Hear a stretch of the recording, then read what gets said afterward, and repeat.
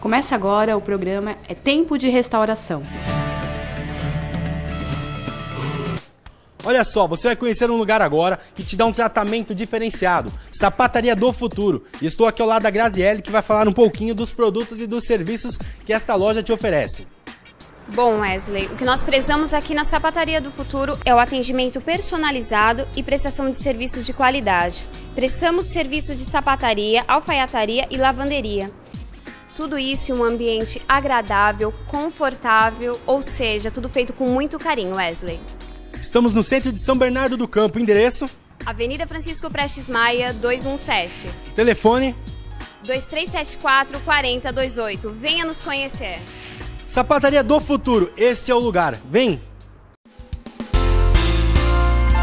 Para quem busca soluções inteligentes em transporte de passageiros, a melhor opção do ABC está na Luan Turismo.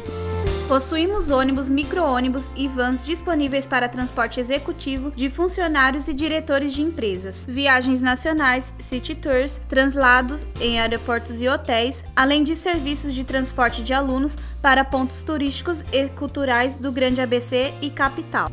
Acesse o site www.luanturismo.com.br ou ligue 4978-6102. Está pensando em construir ou reformar a sua casa? A Líder Materiais para Construção tem as melhores ofertas da região. A Líder cobre qualquer preço. Visite uma de nossas lojas e comprove. Líder, um show de ofertas para você. O líder em preços baixos. Conhecer a Terra Santa é uma experiência única para todo cristão. No mês de novembro realizaremos uma viagem por todo Israel, a terra onde a história da Bíblia começou. De 8 a 18 de novembro deste ano. Serão 9 noites em hotel 4 estrelas, com café da manhã, almoço e jantar, guia turístico e todos os passeios e transportes inclusos, contando também com a ministração do pastor Malcirlen, o melhor de Israel pelo menor preço, de 8 a 18 de novembro deste ano. O valor pode ser pago em até 12 vezes no cartão de crédito. Para mais informações, ligue 4252-2195 ou 8257-6144 ou acesse o site www.ibreche.org.br.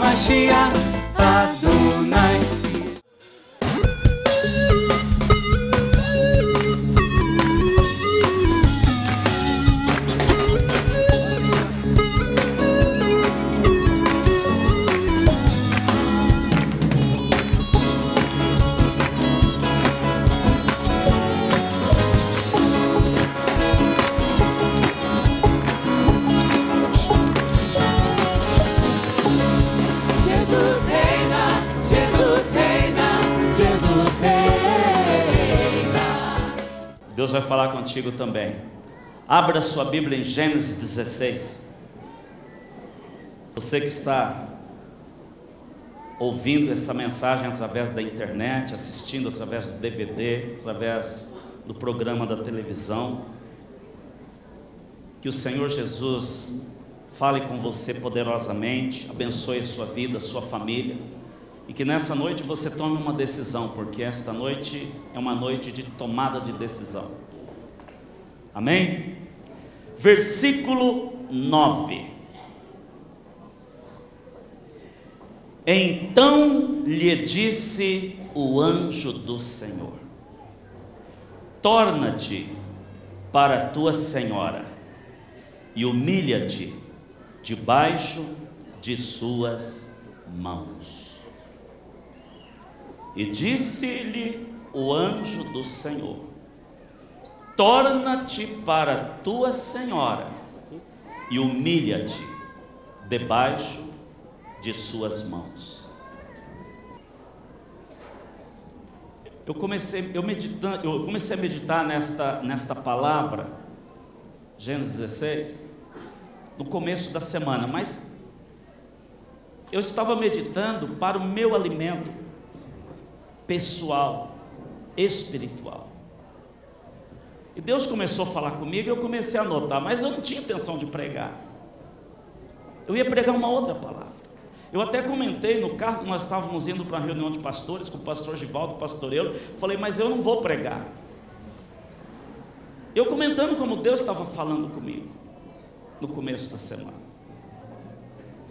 Só que no meio da semana é como se o Espírito Santo estivesse movendo o meu coração para que eu pregasse essa palavra.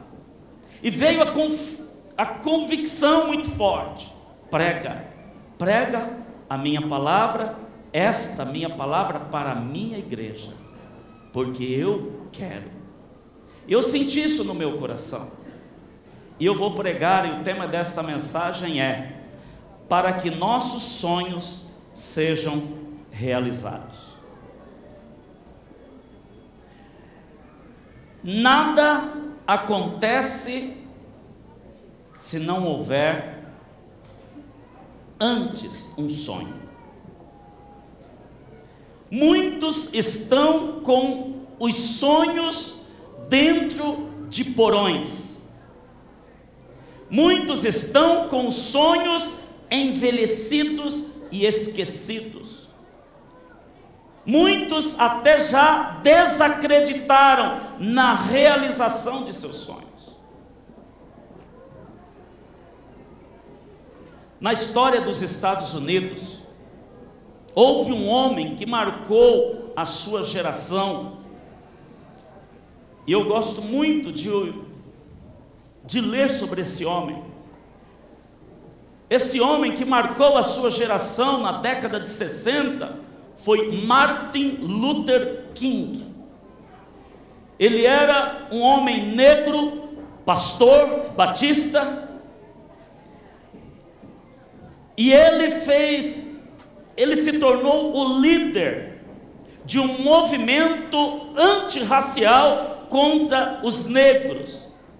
E em 1964, por causa dessa luta, ele ganha o Prêmio Nobel da Paz. O mais famoso sermão que ele tinha era I have a dream. Ou seja, eu tenho um sonho. E o sonho que Martin Luther King tinha, ele diz: o meu sonho é que meus filhos sejam julgados pelo seu caráter e não pela cor da sua pele. E ele lutou por esse sonho. E ele lutou contra o racismo nos Estados Unidos.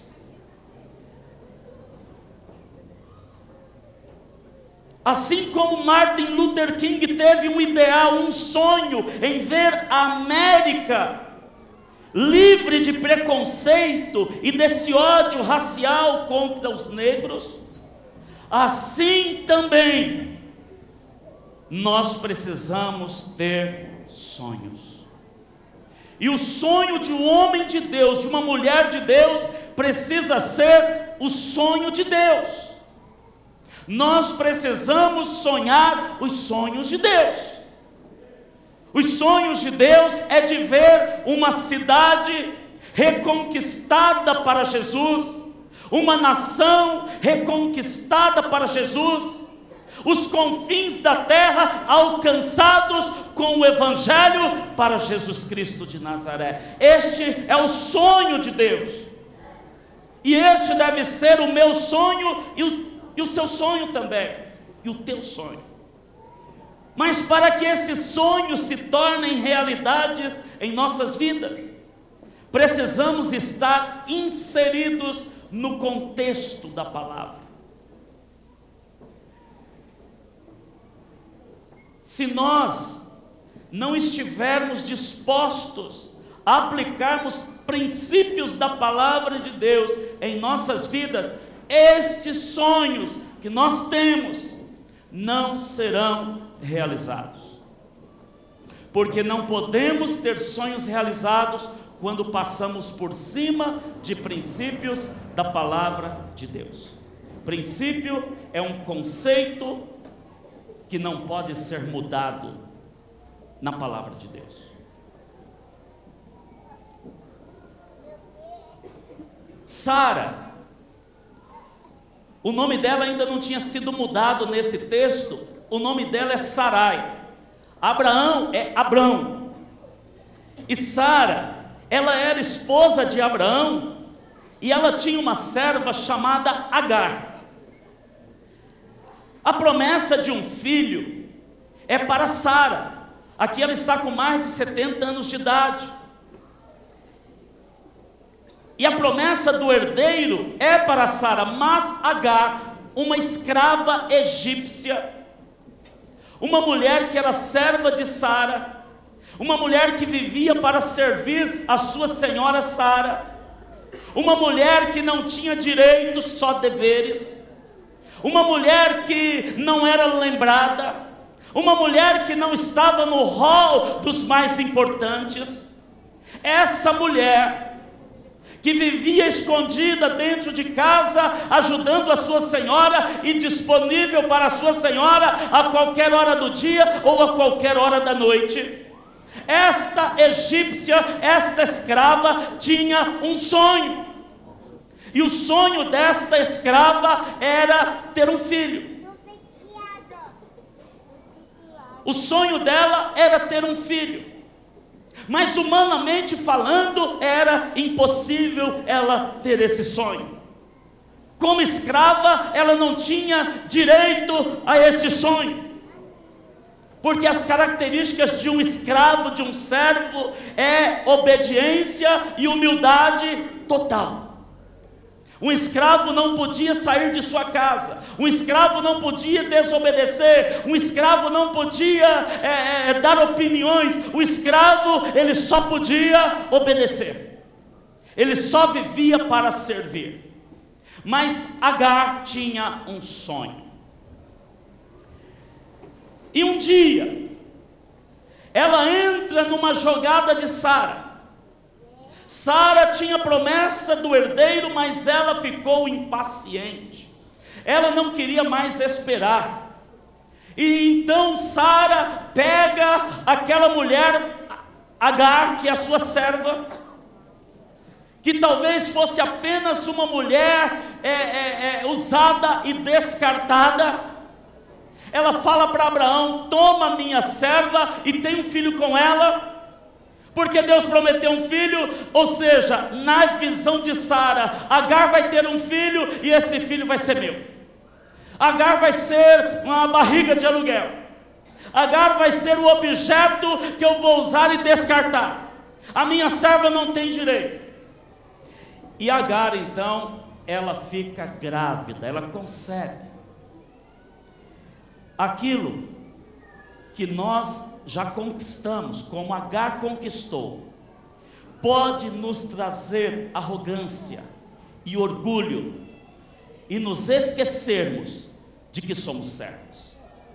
Uma serva que tinha direito de obedecer, quando ela ficou sabendo que estava grávida, olha o que aconteceu. Versículo 3, 16:3. Assim tomou Sarai, mulher de Abrão, Agar egípcia, sua serva, e deu-a por mulher a Abraão seu marido, a fim de 10 anos que Abraão habitava na terra de Canaã. E ele possuiu a Agar, e ela concebeu, ficou grávida. E vendo ela que concebera, que estava grávida, foi sua senhora, Sara, desprezada aos seus olhos. Quando ela percebeu que ela estava grávida, que a realização de um sonho tinha acontecido, ela começou a desobedecer, a desrespeitar e a menosprezar a sua senhora Sara. Talvez a atitude de Agar fosse a seguinte: olha, agora eu sou mãe, você não é. Porque Sara não tinha filho. Uma mulher sem filho na época era uma mulher sem honra. Uma mulher sem filho era uma mulher desvalorizada. A mulher era valorizada pelo tanto de filhos que tinha. Era uma cultura da época. E talvez com essa atitude Agar falasse o seguinte: olha, eu fui abençoada pelo Eterno e você não. Agora eu sou uma mulher de honra e você não.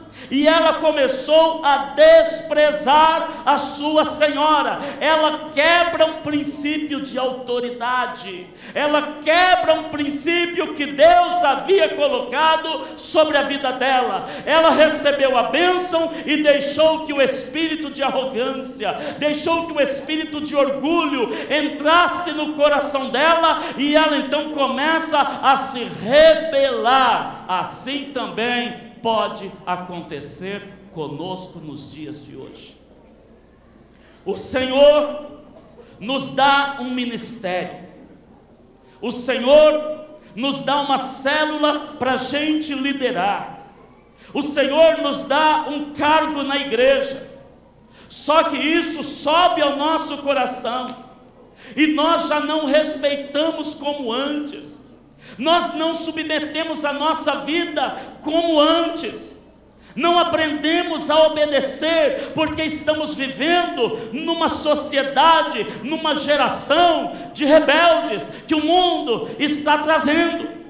E nós estamos adquirindo esse mesmo espírito que está agindo no mundo, onde nós ensinamos às nossas crianças que elas têm direitos, mas não ensinamos que elas têm deveres também. Irmãos, eu não sou contra o estatuto da criança e do adolescente, eu não acho errado, mas o estatuto da criança e do adolescente só mostra os direitos dessas crianças, desses adolescentes, e se esquecem de ensinar que essas mesmas crianças, que o estatuto protege, que dá direitos a eles, a elas, esse mesmo estatuto deveria ensinar que essas crianças têm que ter dever, têm que obedecer às autoridades constituídas por Deus. O filho não obedece mais os seus pais. Antigamente, não faz muito tempo, o filho, ele estava em casa, o pai olhava para o filho, e dependendo do olhar, o filho já sabia o que o pai ou a mãe queria dele. O pai olhava para o filho, e o pai falava: filho, um copo d'água. O filho saía, pegava um copo d'água e trazia na mão do pai, e esperava o pai tomar o copo d'água. O pai terminava, ele pegava o copo e colocava lá. O pai não falava nem obrigado, era a função do filho. Hoje, coitado do pai se pedir um copo de água para o filho. Coitado, eu tenho dó. Não peça. Não peça, por favor.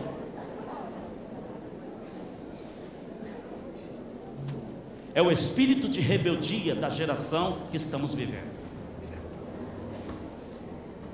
Os filhos, eles entendiam que dentro de casa ou fora de casa, eles só tinham um direito, obedecer os pais. Quando eles estavam em casa, eles tinham que obedecer os pais, e eles sabiam e compreendiam isso. Quando a mãe chegava para a filha: filha, lava a louça, a filha lavava a louça, ela não resmungava. O povo que morava no Nordeste: filha, 11 anos de idade, vai buscar água a 3 quilômetros, 4 quilômetros, 5 quilômetros, colocava a lata de água na cabeça. Uma filha, uma menina de 11 anos, ia pegar água e trazer para sua casa, e não reclamava. Vai pedir para sua filha lavar a louça para você ver? Vai pedir. Há um espírito de rebeldia, e o pior de tudo, que isso entrou dentro das igrejas. Antigamente, o filho ia para a escola e os pais davam liberdade para os professores corrigir os seus filhos. Ai de um professor hoje que toca no filho. O filho antigamente chamava professor de senhor, de senhora. Hoje, antigamente o filho tirava uma nota ruim, o pai chegava para o filho: senta aí, que notas são essas? E repreendia, disciplinava e usava até a varinha. Hoje, o filho tira uma nota ruim, o pai pega o filho e leva diante do professor e joga na cara do professor: que notas são essas que meu filho tirou? Ele não merece isso. O professor é culpado. Nós estamos com o mundo virado. E o pior é que isso entrou na igreja. Ai do pai de disciplinar o filho, porque os filhos têm direitos. O adolescente não pode ser contrariado. Joga um monte de camisinha na mão dele, está tudo certo, é o que a sociedade ensina. Isso é maligno, satânico. Não é essa disciplina que vem do Deus Todo-Poderoso.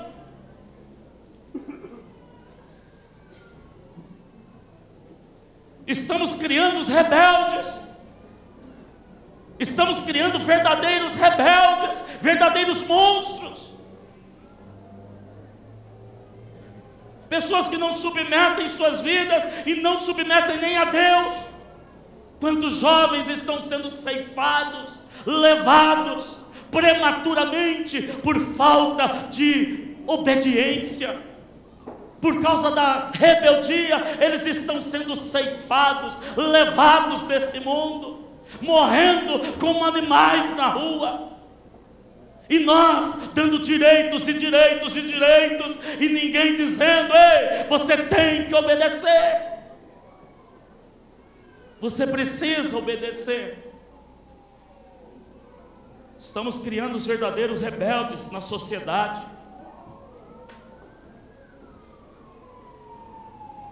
Quando essas pessoas vêm para a igreja, elas trazem estes problemas para a igreja, inflamam a igreja e trazem problemas de rebeldia terrível para a igreja.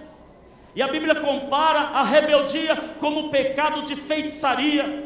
É algo que encanta, é algo que enfeitiça a pessoa. Casais, muitas vezes a esposa, ela recebe um salário maior do que a do marido, e ela começa a desprezar o marido. Ela acha, porque ela ganha mais, porque no momento o marido está desempregado, ela é a chefe da casa. Isso não é verdade. Deus não colocou você, Deus colocou o teu marido, e ponto final. Se você for contra esse princípio, você está quebrando o princípio da palavra, está se tornando rebelde, e Deus não realiza sonho de rebelde. Deus não anda com rebelde, pelo contrário, Ele resiste aos soberbos. Uma pessoa arrogante: não, pastor, mas é que meu marido está desempregado. Ele é o cabeça, desempregado e empregado. Ele é o cabeça, doente ou não. Ele é o cabeça, acamado ou em pé. Ele é o cabeça, em cima de uma bicicleta ou dentro de uma Mercedes. Ele é o cabeça, e ponto final. Quem fez isso foi Deus. Fala para Deus. São pessoas que não submetem. Ah, pastor, mas eu fui chamada para pastora, meu marido não. Ele me colocou como cabeça. Aonde? Em que palavra?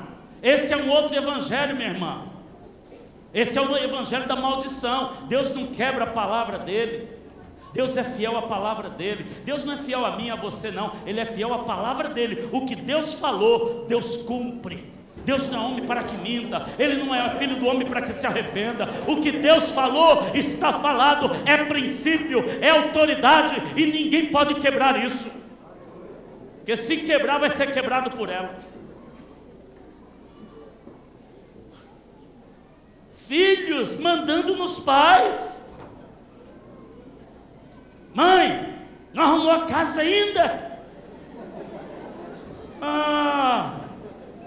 Parecendo uma galizezinha, né? Sabe o que é Galizé? Franguinho desse tamanho. Arrumou a casa ainda, mãe? A casa está toda bagunçada. Vai arrumar você, menina? Que autoridade é essa? Nós estamos criando o quê? Rebeldes?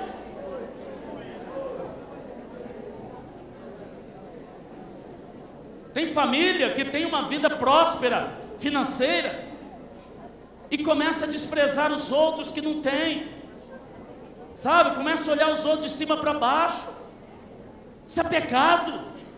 Isso é espírito de rebeldia, de desobediência. Muitos têm um ministério abençoado na igreja e começam a desprezar aquele que está chegando agora, que ainda não sabe nem ler a Bíblia direito, e começa a oprimir o bichinho de Jacó. Bichinho de Jacó é Bíblia. Estou falando Bíblia, irmãos. Bichinho de Jacó começa a oprimir. Você tem que me obedecer. Eu sei, você não sabe. Eu sou, você não é. Eu tenho eu sou assim com o homem lá de cima, você não é. E começa a oprimir. Para com isso. Isso é rebeldia. Isso é quebrar princípio do amor. Beleza física. Se você não usa chapinha, glória a Deus, mas não despreza a tua irmã que usa.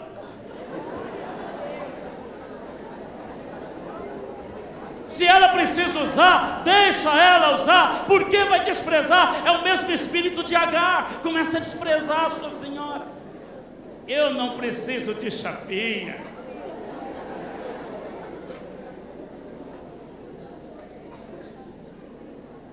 Ora, para não pegar fogo. Eu vou falar sobre esse fogo. Não é fogo físico, fogo espiritual. Sabe por quê? A rebeldia muda a natureza do fogo de Deus, meu irmão. Eu vou mostrar isso para vocês. Deus manda fogo, abençoador, purificador, mas a rebeldia muda a natureza. E o fogo começa a matar. Pastor não. Olha para a irmãzinha, para o irmãozinho. Eu tenho olhos azuis, eu não preciso de lente, você precisa. Deus abençoou e ele pode comprar roupa de marca, mas o irmãozinho não pode, o coleguinha da escola não pode, e ele começa então a pressionar, porque ele pode, o irmãozinho não pode, ter um tênis Nike Air, Reebok, que mais aí, Samuel? Mas aí lá o irmãozinho lá, nem sei se existe, o Conga, tá com Conga lá. Conga vermelho. Conga vermelho, tá? Você usou.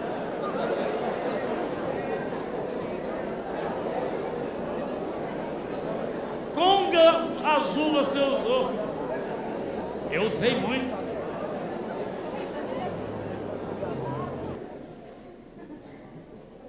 Mas hoje existe o bullying na escola, existe o bullying na rua, por quê? Porque aquele que é magrinho chama os outros de gordo, de baleia, de rinoceronte, de elefanta.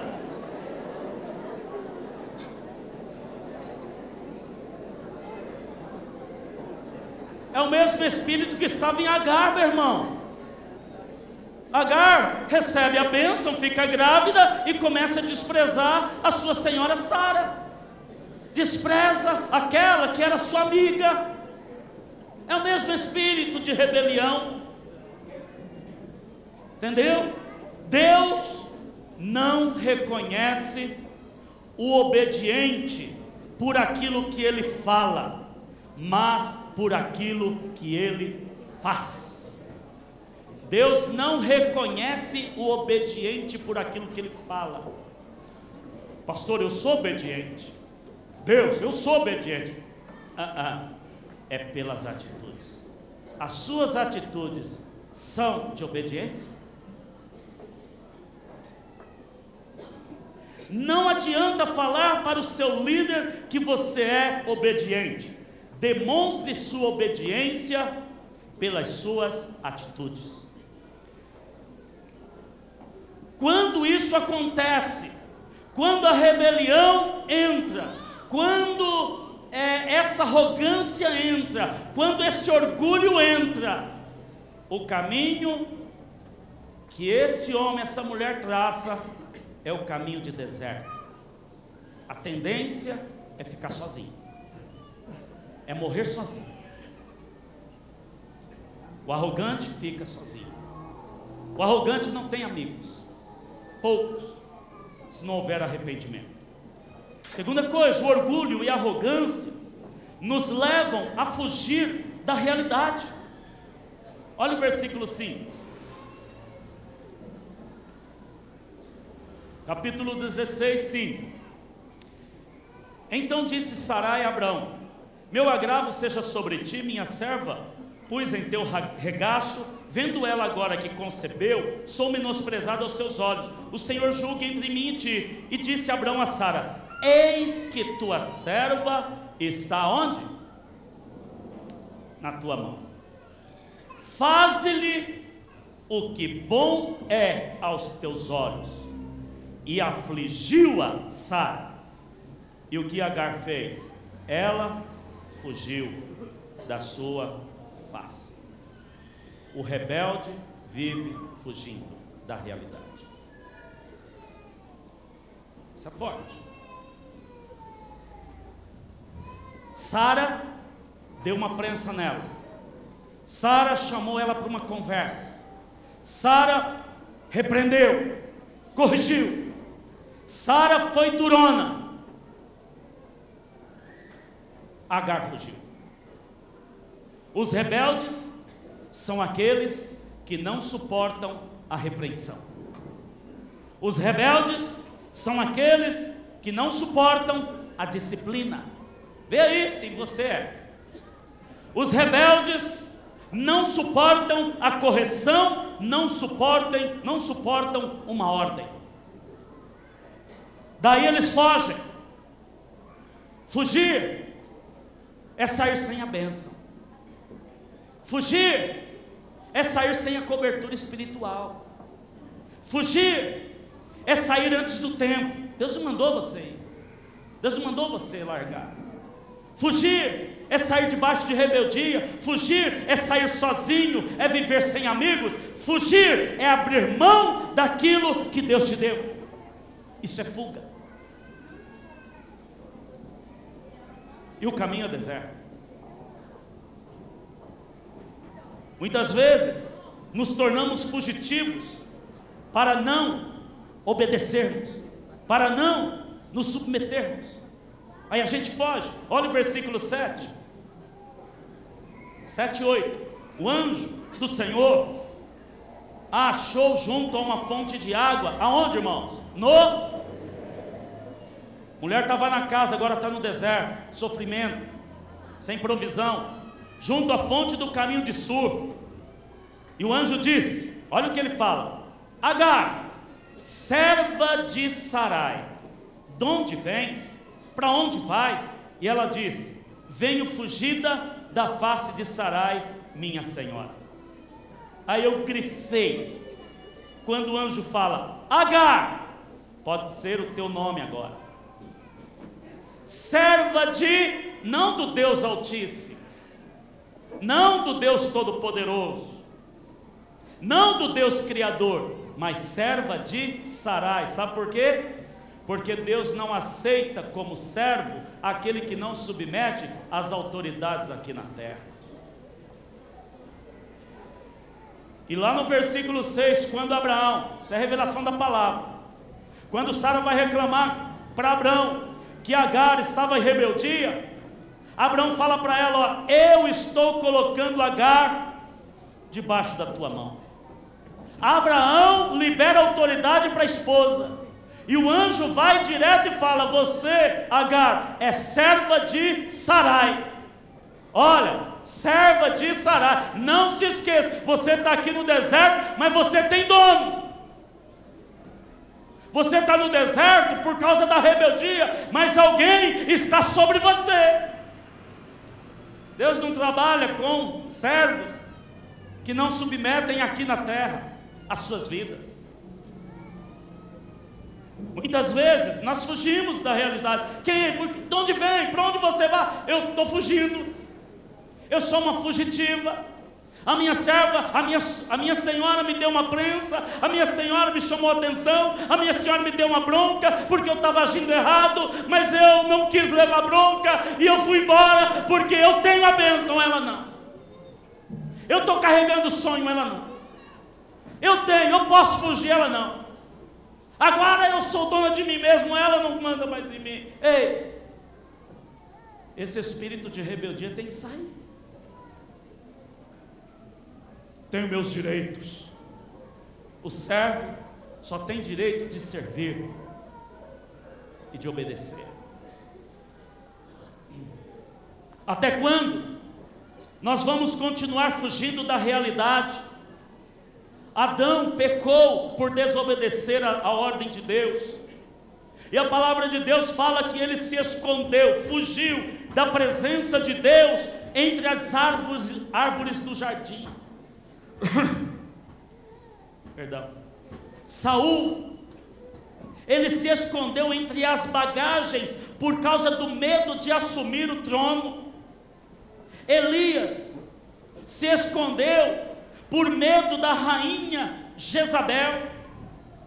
Jonas se escondeu no porão do navio para não obedecer a Deus. Os rebeldes fogem, os obedientes são guardados por Deus. Só é guardado por Deus aquele que obedece. Pastor Flávio leu aqui o Salmo 91. No versículo 1 fala que aquele que habita no esconderijo é lugar onde você se esconde. A sombra do Onipotente descansará. A fuga que Deus aceita é quando nós vamos para a presença dEle. Não fugimos da realidade, não fugimos da obediência, mas vamos até o Senhor e com o coração aberto falamos com Ele. Deus tem um esconderijo especial para você no dia da adversidade, você que submete a sua vida aos líderes e a Deus. Salmo 27:5 fala: porque no dia da adversidade me esconderá no seu pavilhão, no oculto do seu tabernáculo me esconderá, por-me-á sobre uma rocha. É Deus que faz isso com a gente. No Salmo 9, versículo 9, a palavra fala que o Senhor será também um alto refúgio para o oprimido, um alto refúgio em tempo de angústia, não para os rebeldes, mas para o obediente. Deus é um alto refúgio, é um lugar que Deus esconde você do inimigo. A palavra fala que Deus escondeu Baruque, o escrivão, e Jeremias das garras do rei. A palavra fala em Jeremias 36:26, deu ordem o rei a Jerameel que prendessem a Baruque, o escrivão, e a Jeremias, o profeta, mas o Senhor os esconderá. Eles não acharam. O inimigo vai te procurar, não vai te achar. Você está debaixo de obediência. Os rebeldes, eles são achados pelo inimigo. Os rebeldes não prosperam. Os desobedientes não prosperam. Ou você obedece, ou eu. Obedecemos 100% ou nada feito. 90% de obediência não serve. Não existe 99% de crente. 0,1% não é crente. Não existe para Deus. Ou você é tudo dele ou nada feito. Ninguém pode servir dois senhores. Não, um pouquinho Jesus, um pouquinho mamão. Um pouquinho Jesus, um pouquinho mamão. Um pouquinho. Jesus fala: eu não aceito isso. Ou eu sou o Senhor da tua vida 100%, ou você está fora do meu plano.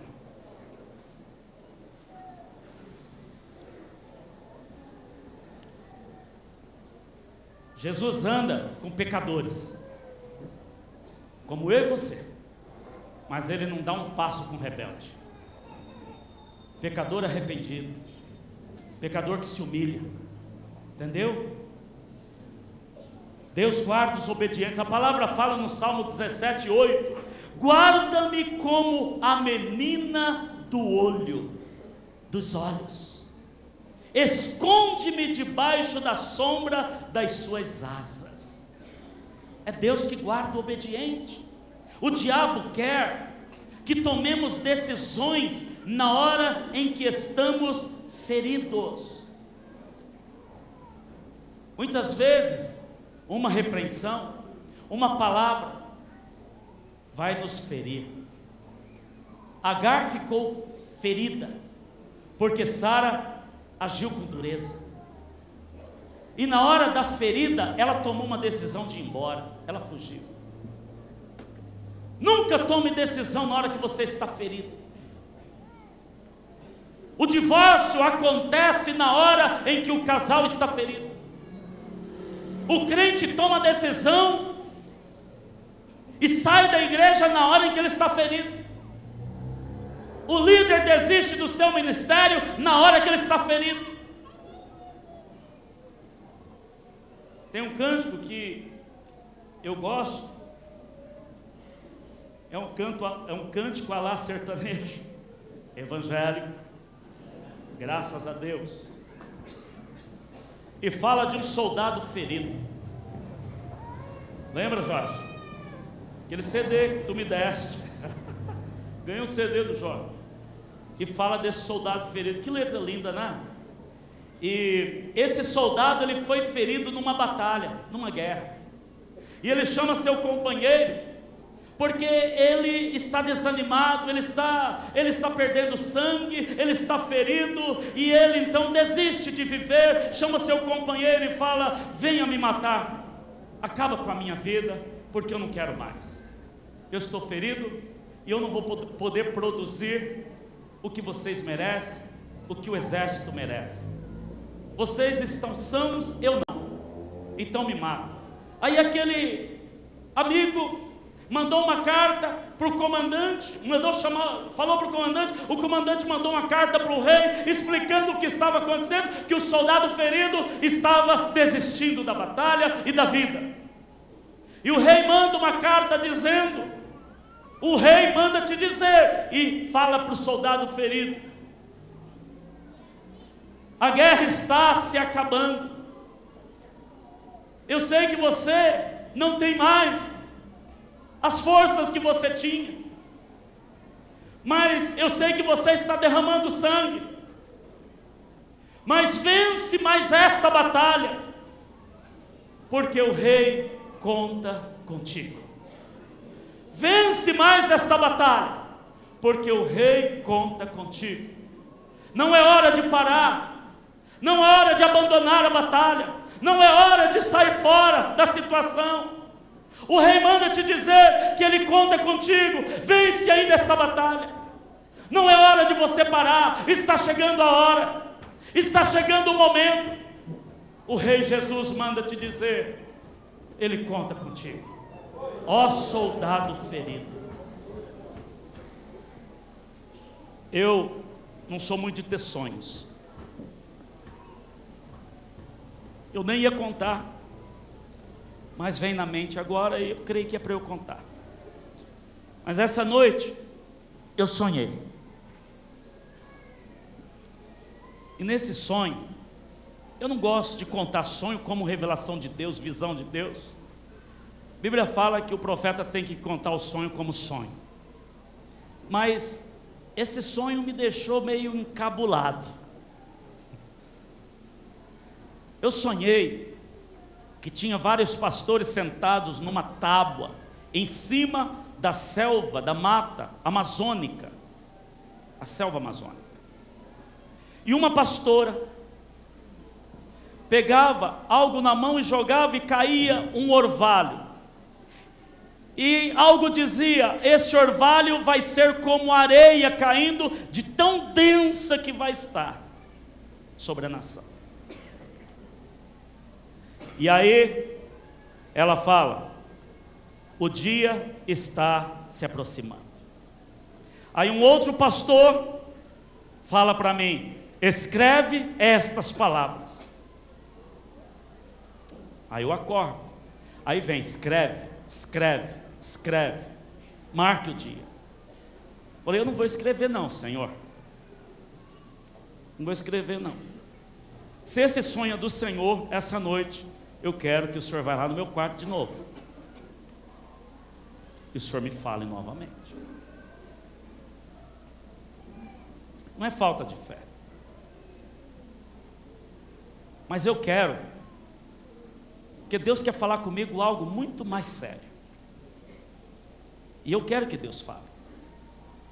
Entendeu? Eu falei, Senhor, eu vou. Se esse sonho vem do Senhor mesmo, então o Senhor vai me mostrar. Estou em paz.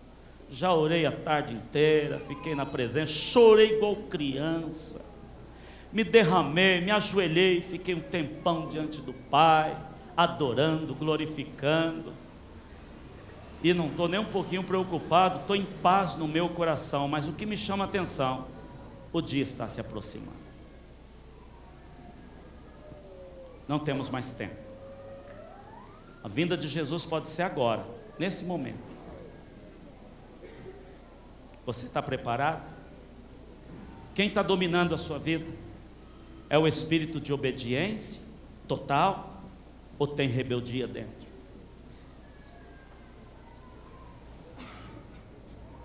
Agar decidiu abandonar sua casa, decidiu abandonar seu ministério, que era servir a sua senhora. Decidiu abandonar a sua senhora, decidiu abandonar o seu senhor Abrão, decidiu abandonar a sua cobertura espiritual, decidiu abandonar o culto a Deus que se fazia na casa de Abraão. Abraão era um adorador. E ela tomou essa decisão na hora em que ela estava ferida. Na hora que nós estamos feridos, não podemos tomar decisões. Vamos nos esconder em Deus, vamos buscar, vamos chorar diante de Deus primeiro, vamos ser curados. O problema é que tem um monte de gente ferido, parece que nunca cura a sua ferida, parece que Jesus não é suficiente para curar a ferida. Se você foi abandonado pelo seu pai, eu também fui. Se você foi discriminado, eu também fui. Se você foi zombado na escola por não ter pai, eu também fui. Se você entrou no vício, eu também entrei. Se você foi ao fundo do poço, drogado, eu também fui. Se você era considerado ovelha negra da família, eu também era. Se você sofreu rejeições diversas de parentes, de avós, eu também sofri. Se você foi rejeitado na escola e em tantos outros lugares, eu também fui. Mas eu falo para você de uma coisa: a partir do momento que eu entreguei minha vida para Jesus e compreendi o sacrifício dele, ele me curou de todos esses traumas. Eu sou um homem lavado e remido e curado pelo sangue de Jesus Cristo de Nazaré. Eu não vou ficar botando culpa no meu passado pela situação de hoje. Eu fui curado por Deus. Agora o problema é que a gente encontra as pessoas na igreja, ao invés de estar dando fruto, fica aí, ai, tadinho de mim, ai, todo mundo está contra mim, ai, eu sou isso, eu sou aquilo. Vai se converter.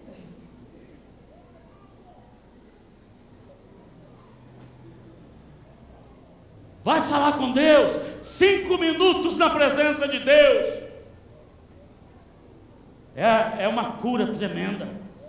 Sabe por que o crente não é curado? Porque não ora, porque não conhece a palavra. O crente que não ora é um crente rebelde, é um crente incrédulo, é um crente desanimado, é um crente que não tem cheiro de Jesus. O crente que não ora, ele vive capengando, ele quer que o mundo acabe em barranco para ele morrer encostado. Quero terminar, mas deixa Deus falar o que Ele quer falar com você. Não vai fugir, a palavra é dura, porque Deus ama. Deus, Ele corrige e disciplina quem Ele ama. A vontade de Deus é que nos humilhemos diante daqueles que Deus colocou sobre nossas vidas. Versículo 9, versículo que eu li, vou repetir. Então lhe disse o anjo do Senhor, que é o próprio Senhor: torna-te para a tua senhora e humilha-te debaixo de suas mãos, ou seja, debaixo da autoridade que ela tem. O caminho de volta é um caminho difícil, mas você tem que voltar. Daqui para frente eu não autorizo você a ir, mas para voltar você tem a minha bênção. Voltar significa se humilhar, significa vergonha, reconhecer que errou, pedir perdão para a senhora e dizer: eu agi de maneira rebelde. Voltar é fazer o caminho que fez para vir. Voltar é falar: eu não tenho direito, eu tenho que me consertar diante da minha senhora, da autoridade que Deus pôs sobre a minha vida. Aqui está a chave para uma vida de vitória e abundância na presença de Deus, quando se submete às autoridades constituídas por Deus. Ele está mandando se humilhar debaixo da mão, debaixo da autoridade de Sara, submetendo a liderança que Deus pôs sobre a tua vida. Sara era a senhora de Agar. Sara podia ser durona, mas Agar era escrava. Sara era a líder. O Senhor disse: volta-te, volta e humilha-te. Se não voltar, não tem bênção. Se não voltar, Deus não vai fazer nada. Entendeu? Porque é rebeldia. Tiago 4,6 fala: Deus resiste aos soberbos, mas aos humildes concede a sua graça. A palavra fala em 1 Pedro 5,6: humilhai-vos, pois, debaixo da potente mão de Deus, para que a seu tempo, não no nosso, Ele vos exalte. Essa frase, potente mão de Deus, é a palavra. Humilhai-vos debaixo da autoridade de Deus. Palavra. Essa é a autoridade.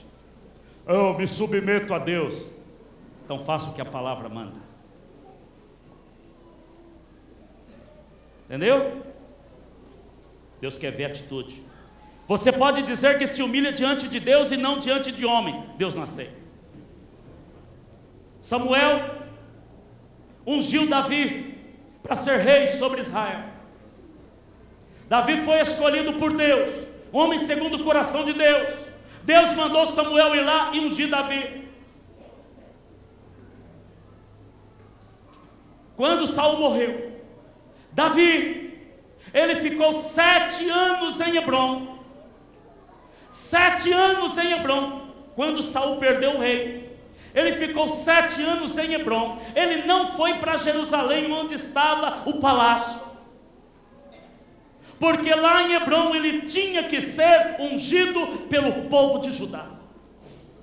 Ele não foi para Jerusalém, esperou 7 anos, porque ele entendia que Deus tinha ungido, mas se o povo não ungisse, ele não aceitaria.